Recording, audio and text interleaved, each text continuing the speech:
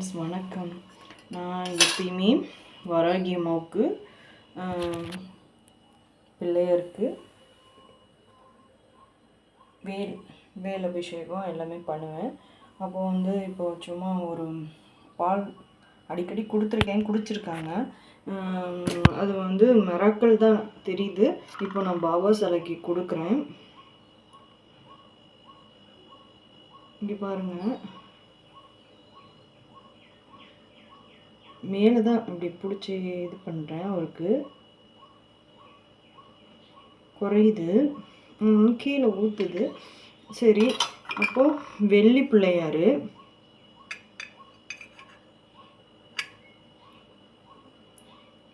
இங்கே பாருங்கள், பால் எப்படி குறையுது பாருங்கள்.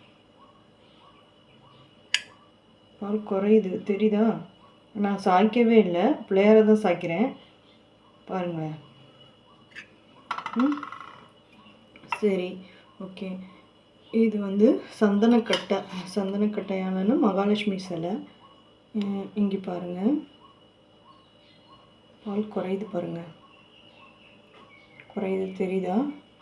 அம்மாவை சாய்ச்சிட்றேன், இத்தனைக்கு சாய்ச்சி தான் இது பண்ணுறேன் பாருங்களேன்.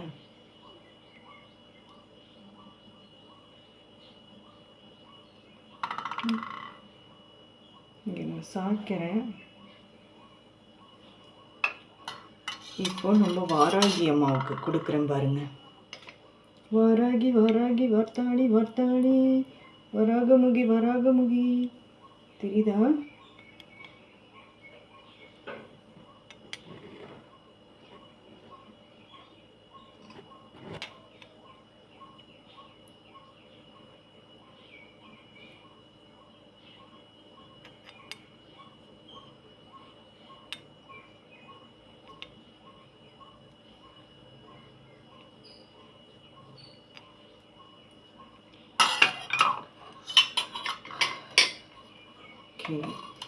இப்போ நேற்று தான் அந்த வேல் இது வாங்கிட்டு வந்தேன்.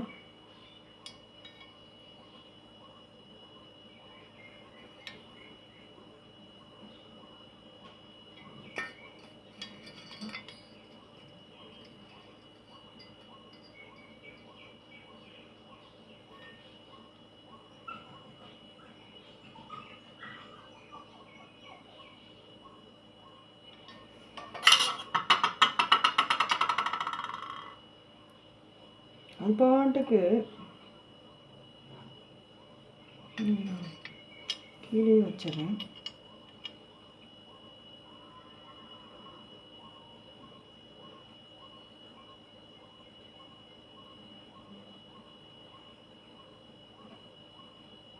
நம்ம ஊற்றணும்னா இப்படி ஊற்றி விடுவோம், ஆனால் இப்படி கொடுக்கும்போது அதே குறையுது, சல்லுன்னு இருக்குது. அவ்வளோதான்.